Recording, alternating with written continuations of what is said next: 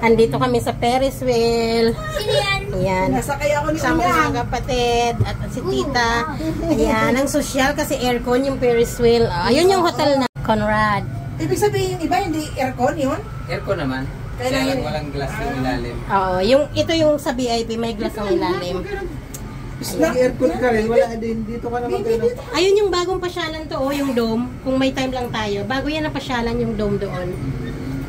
Ayan. Nataling. Nag-stop. Doon pala yung maingay, pinapaikot-ikot tayo. Ano ibig sabihin? Pinupuno ito? Pupunuin? Oo, isang ikot lang.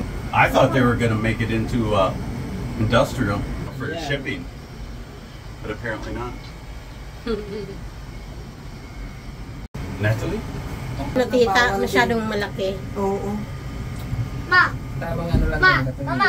Kung ako naka dito, tayo, yung sa bubong, tatalon ako sa dagat. Yan. Huwag malikot! Mahulog ka!